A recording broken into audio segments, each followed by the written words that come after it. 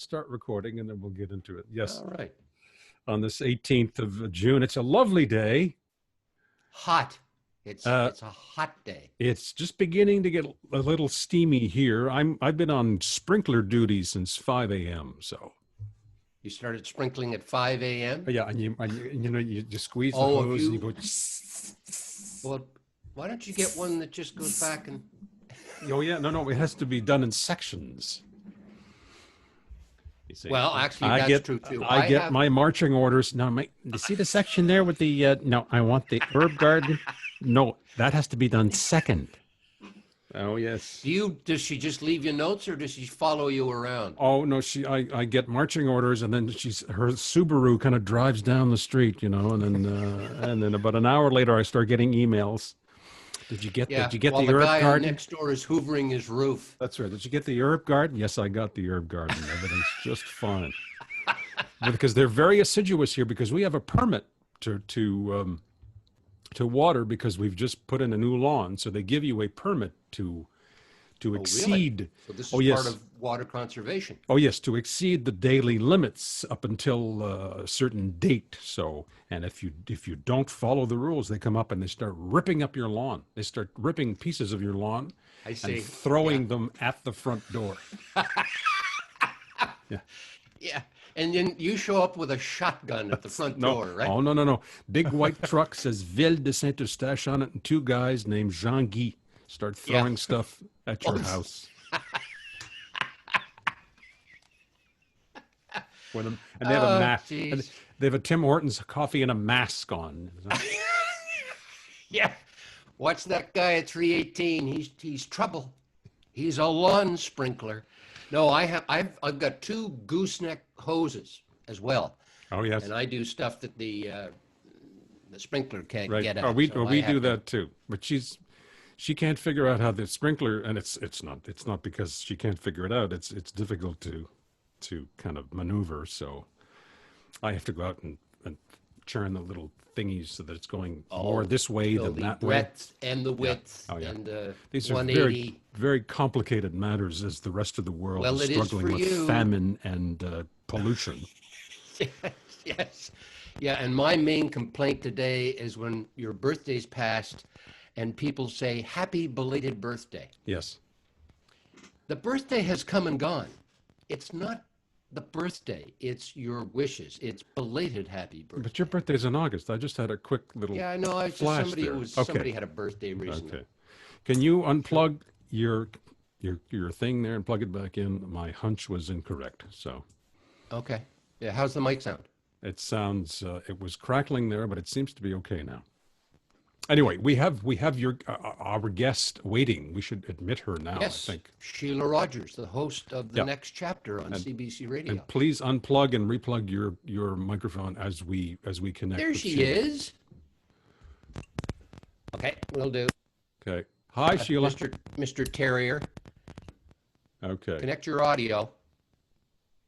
It's coming up. She's just waiting for the connection to come through there. Oh, okay. Not working. We got you. That is. There's that voice. All right. Hi. And there's that smile. Good morning. Good morning. How are you? What the hell are you doing up at 7 o'clock? I keep trying to get up later and later, and it just doesn't work for me. And right now, it's light at 4:30. So I'm usually up at 5. I hate to say it. Well, you and Melonhead over here, Yvonne gets up at about 5 o'clock and starts doing his calisthenics and his RCAF exercises. Okay, David, you're cutting out on us here, so I'm going to ask you to reset. Okay, sorry, I'll be with you in a second, Eddie Terrier. Your name up there says Eddie. That's me. That's her gardener. Yeah, you should see him dig right now. How are you? Well, we're fine. Thank you for joining us so early. And my goodness, I was listening to your voice this morning, and I said, my God, is Shelagh back on the air? No, it was a 2009 interview with Dr. Bonnie Henry. Oh, my God. And they were playing it this morning? No, it's on the app because I was I just came across I was looking up Shelagh Rogers. Yeah, it was reposted on the 24th of April 2020, and there's Sheilagh's lovely voice. And it's Dr. Bond. And I said, wait, what's going on? And it's 2009. So, but it's interesting to hear you again, though. isn't it? Tell me about, let's go back 10 years. What were you talking to Bonnie Henry about? Is this a, It was a book she wrote on soap and water, common sense. Yeah, And that's right. And okay. is this for real, guys, right now? yes, yeah. it is. Yeah. Oh, It yes. is. All This right, It's wonderful. very real. I Well, know. first of all, good morning, good evening, good afternoon. wherever We're you up are. for an Academy Award in 2021. Just think he's Alan McPhee and I'm Max Ferguson. We can go Wow. from here, darling. And again, I feel like Vanna White. But anyway, that's fine. Yeah, Bonnie, Dr. Bonnie Henry. I mean, here we are in British Columbia and just doing, well, because she has been so caring and compassionate. I'm just going to shut my door because there's a plane going Okay. through me right back. That's fine. Yeah, Bonnie Henry has been very popular in BC. Of course, BC she has, is the has- chief medical officer now, Yep, right? BC has done very, very well, and Yeah. Yeah, she's really our- smart. I like Our her a medical lot. officer of health, and she's, she was involved in the way that SARS was contained, Ebola. But this book that she wrote is really interesting because it's kind of a history of how not to spread germs. And it's about bacteria, it's about viruses. Her inspiration was The Plague by Albert Camus. And Oh she my said gosh. that novel probably had more to do with what she's ended up doing than anything else in her working life. So it's kind of interesting. wow. You think she could get the president of the United States to read it? Oh, yeah. I'm sorry. I'm just being a little. But You're You know, golly. you're being the guy you couldn't be on the CBC. You little scamp. Yeah, well, you know. Do But you I miss know. do you miss radio, Sheila? Well, I'm still on once a week, so not The next entirely. chapter. No, it's interesting. I don't think I really miss being on every day either. It was as adrenaline charged as it was, as Dave knows. It's pretty exciting, but you get to that point where you don't want to miss a newscast or anything on social media. You want to be as informed as you can be or ahead of the curve all the time. So here I am doing this book show, and I feel really lucky because we still explore those issues. Novels are not just sort of things that are made up out of whole cloth, they reflect the world that they're written in. And but it's definitely a more relaxed pace as far as what I do for a living. But the pandemic has been interesting because we no longer have access to all the wonderful professionals, especially the technicians that we had in Toronto, because the building is only admitting essential programs. I think we're essential, but that's another story. But so we're doing it from here. And I would show you where I do it, except, well, maybe I can do it this time. When I tried to show Louise Penny when I was talking to her I was about wondering how the chat went. all the devils are here. Well, here's what happened. I was just telling her how horrible I am technically. And she said, well, let's see your studio. So I took this big computer here.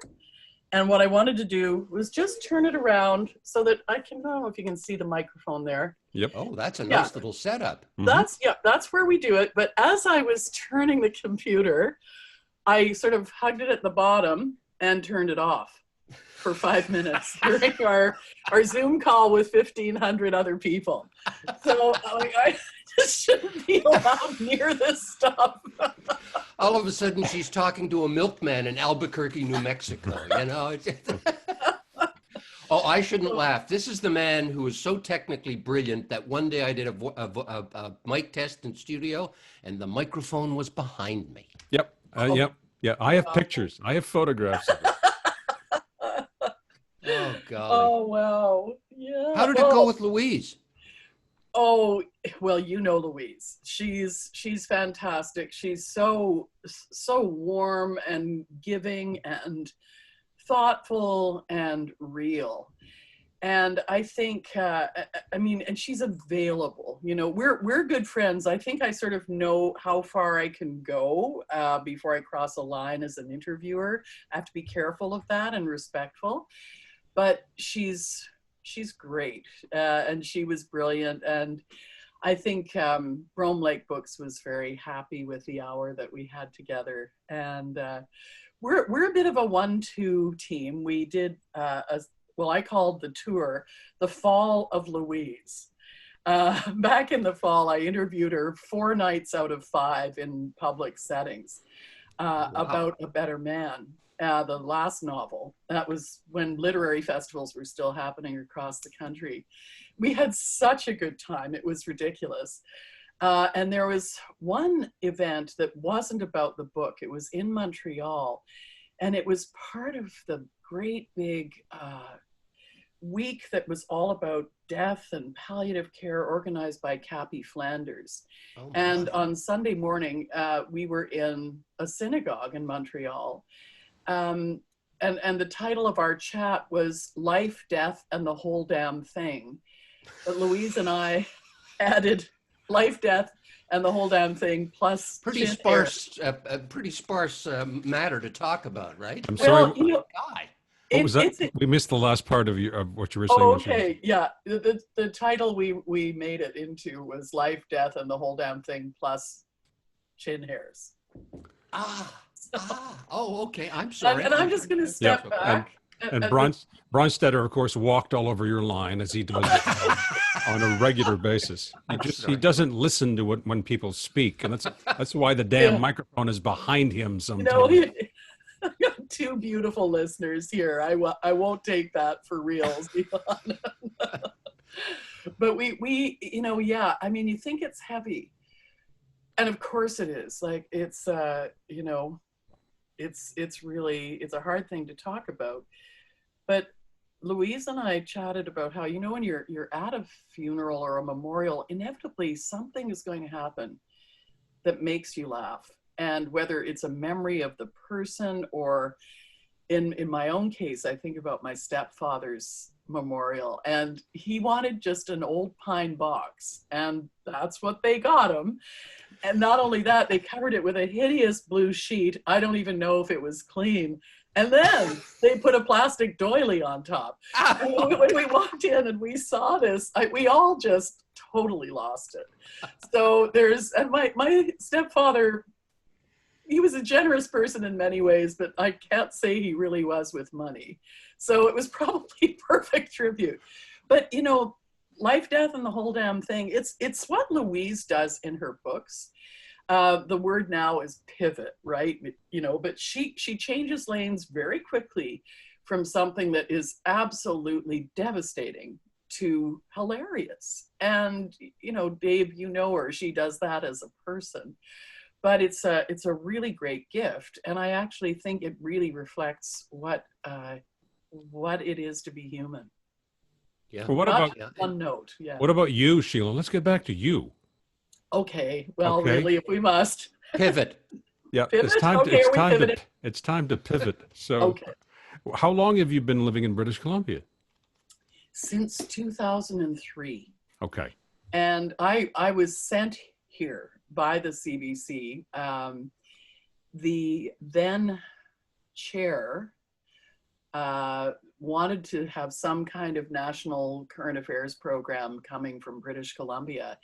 And they wanted it on the air at 10 in the morning, live to the East Coast, which meant, you know, I was keeping 6 your o'clock. hours, Dave. Yeah. So into the building by about 4:30, and then going live at 6. And I did that for 5 years. And I thought, I think I need to get off the hamster wheel. This is the, you know, daily radio again. And I actually quit the CBC, but then a couple of weeks later, I was invited to make a proposal. And my producer, Jacqueline Kirk, who I've worked with for 20 years now, we came up with this idea to do a book about literature in Canada, because there actually wasn't such a show.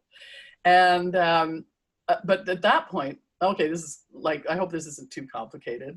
My husband had— No, but it's amazing there wasn't a show like that about literature in Canada on the CBC. You know, Dave, That's there remarkable. hadn't been one since 1988.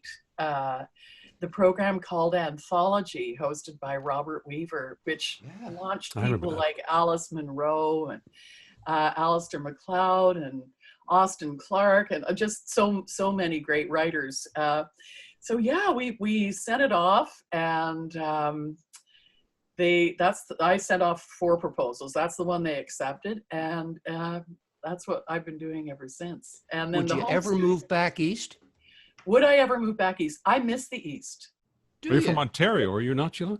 I am from Ontario. She's an Ottawa girl. Yeah, Ottawa. That's right. Yep. And my father was from Winnipeg, and I have a great fondness for Winnipeg as well. I'm just meeting members of his family now, and in Winnipeg. But yeah, I miss winter. I know. Is that nuts? Come on fine. down in We January. got plenty for you. We got tons of it. Yeah. We'll share it. Yeah, Thank you. We'll take you up to Quebec City. And you can share all our rain. Like the winters yeah, here are really, they're gray, they're wet, they're moist, they're moldy. They're verklempt. They're really verklempt. And Dave, you and I have talked about this before, but I am prone to depression. So I find the seasonal change here very difficult. And honestly, the white, bright snow, even when it's cloudy, the snow is bright. I find I actually function better in the winter in the East. So, that's interesting. Yeah, my sister moved out to Vancouver. She was there for about 3 years, and the first 28 days in a row, it rained every day. Yeah. She said, I thought I was going to jump out of a building. It was just... Yeah, it does that. And I think the first year I was here in 2003, it rained something like 41 days, like it was getting biblical. And if it had just rained one more day, we would have beaten a world record here, right? But it didn't. The sun came out in the afternoon, and then it went back to raining. So, we couldn't even break the record. That close. That close, right? Yeah.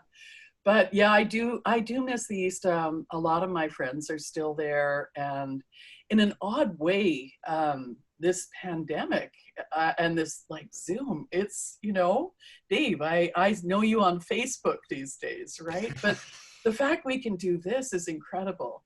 And at first I was really fighting the technology for reasons that I've made obvious.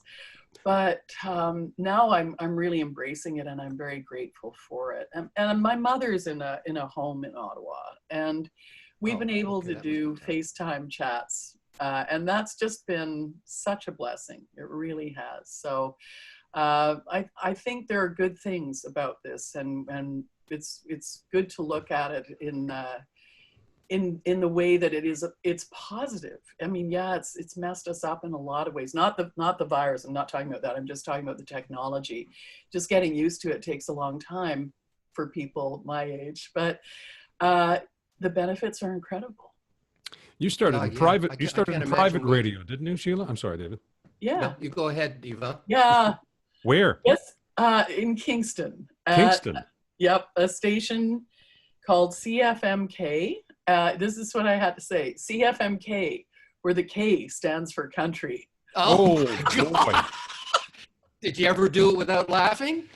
Well, it was my first job, and I just did it. And it was I hadn't thought that I was going to go into radio, but it was really fun, and I really, really like country music.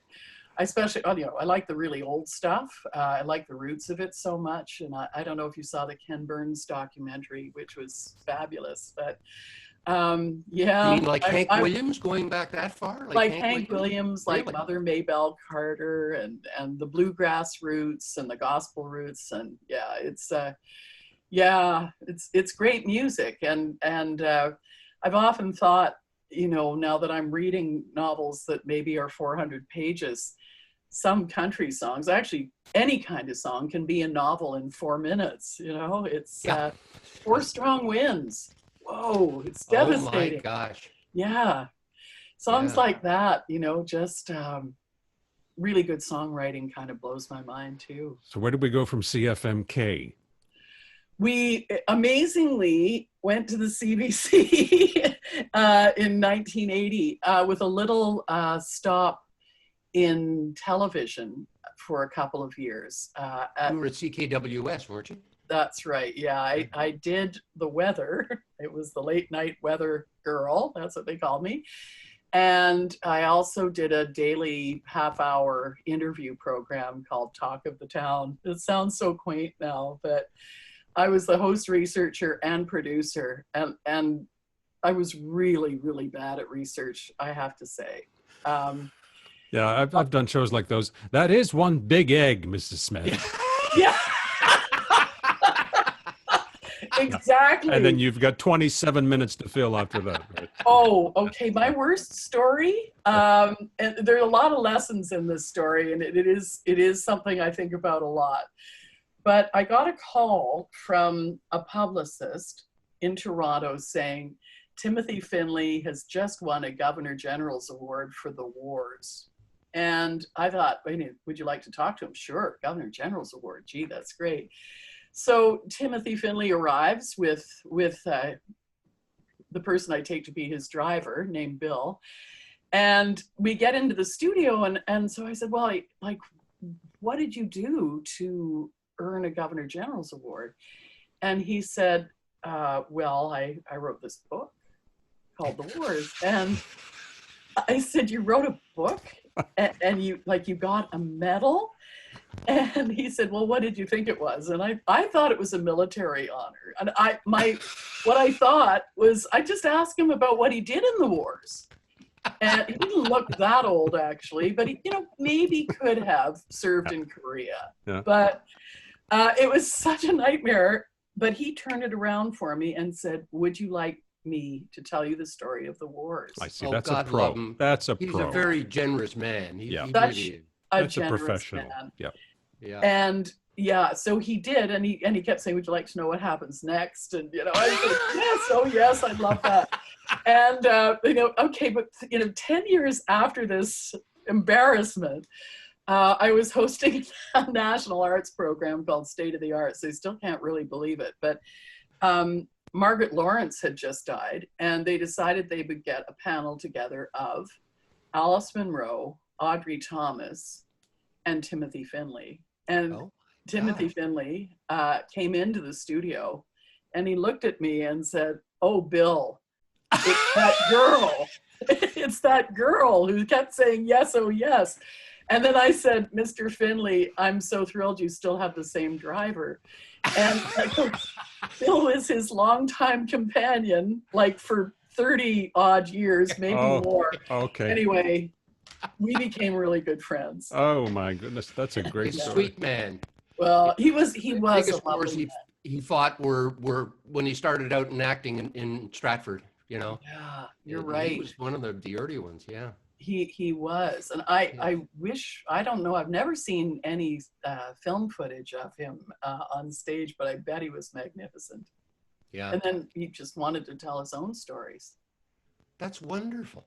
That's Yeah, a great. well, One of my fondest memories of you, apart from meeting you in person, is when you used to introduce the Max Ferguson show when Max was doing it on Saturday and Sunday my. mornings, Oh, right? And the yeah. two of you would just talk for a while. I don't know how that started, but it became a regular part of the program. That's right. You every knew Saturday Max and Sunday. Ferguson. Wow.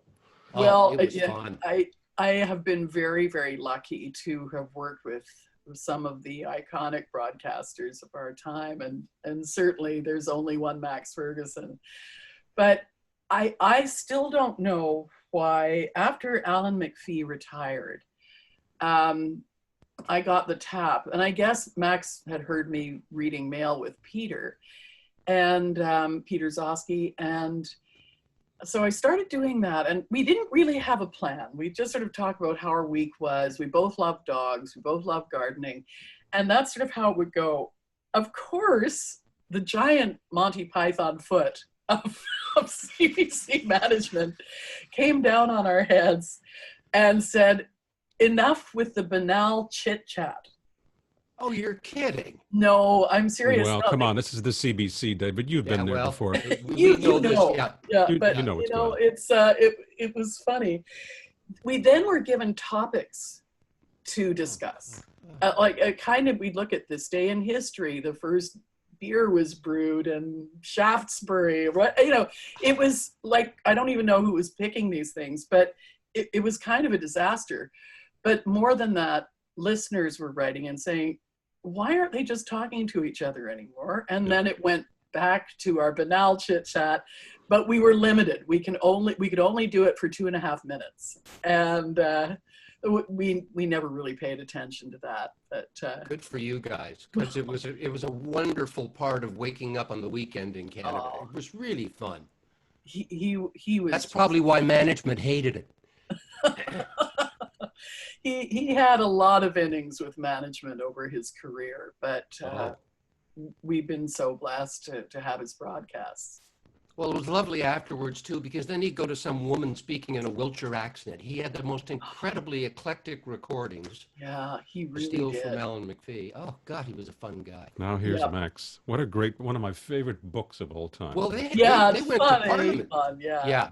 Yeah, really. And they had I think they had a parliamentary, not a commission set up, but they really got PO'd at him when he was doing Rawhide. That's right. Because they knew who he was making fun of. Yeah. And Parliament got involved. So you're doing a good job. That's it. That's right. And no prime minister during Max's time on the radio left unscathed.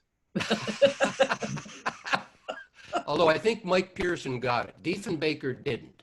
I don't Mike think Pearson so. did. Yeah, I think you're right. But certainly Chrétien did, and Brian Mulrooney did, and Trudeau Père did as well.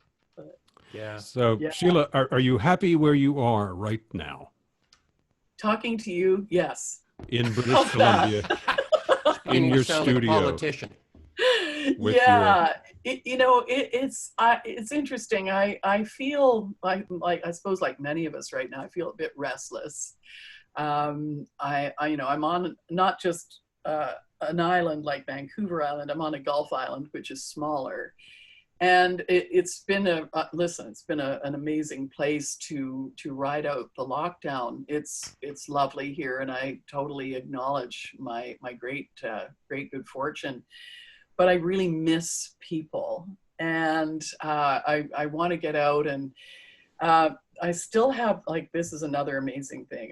I was named the Chancellor of the University of Victoria 6 years ago, and this past week would have been our convocation ceremony. And seeing those students cross the stage, is just, it's one of the most optimistic moments you can participate in or witness. And I do miss that. I was just in Victoria yesterday recording a message to the graduates and acknowledging that they've been really creative about how they're celebrating their graduations. And I mean, the fact that they started this year and it ended in this way with a thud. They've decided, okay, but we still did it. We crossed the finish line, and we're going to celebrate in our own way and on our own day. So making it really specific to them, really unique to them. But I was so happy to be on campus. It was a bit like going into a ghost town, but it was lovely. I did this video with 5 young people, and it just felt really good to be out of my own head. And am I happy where I am? I'm standing on a treadmill desk, and so I do a lot of this stuff. I'm on a couple of boards, some committees at UVic, and when things get really kind of like, oh my gosh, I'll just turn on the treadmill and my head starts going like this during the interviews. Got to keep it interesting, right? I just thought of something. Once in a while, they should have some of these Zoom interviews, not the head and shoulders shot, but what we're really up to below the desk. Right? Yeah, they wouldn't want to see what you're up to below the desk. No, I've seen that. How long have you two known each other? 40 years. Is that right? Yes. It just seems longer.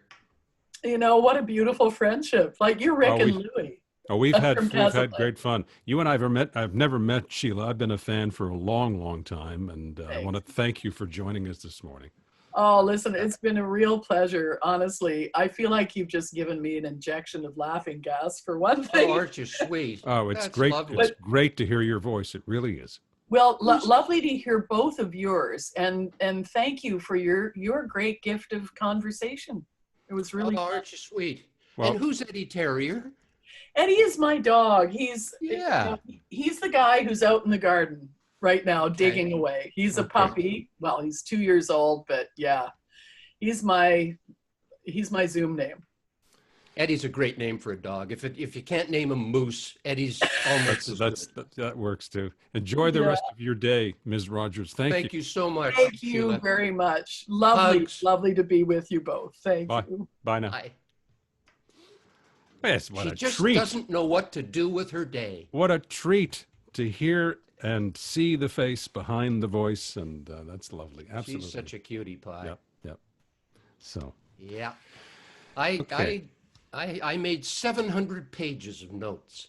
yes, and not And that was one- just concerning your police record. my I police hadn't record get to alone. Sheila yet. Yes. Okay. Okay. No, I'm just What are you nervous about now? I'm not nervous at all. I'm concerned because your microphone was frittering again there. Oh, While we Christ. were I just speaking. got it into the I know. D-Link. I know. Okay, so, So- I'm going to, even with the D-Link, I think I'm going to have to Let me debranche just every morning, right? let me just yes, that should be a practice. But once we disconnect, I'll start looking at things again here because it's And been- I got your note on these little guys here. the amplifier. Converter. Yeah. So Sounds like a good we'll idea. discuss that tech, and Demay will just cover off on some odds and bits and talk about who's on next week. And speaking of Louise Penny, you contacted Louise. You and I have worked with Louise over the years, and we'll see if she's Yeah, I available, haven't heard back perhaps. from her. I'm sure she's very busy. Oh, yeah. But Yeah, if she I can hope make to hear time, back from her. yeah, if she could make time for us on this little broadcast, it'd be great too. So We'll see. I'll keep at it. we'll see what comes up in the coming days. Have a good day. Take care. Ciao.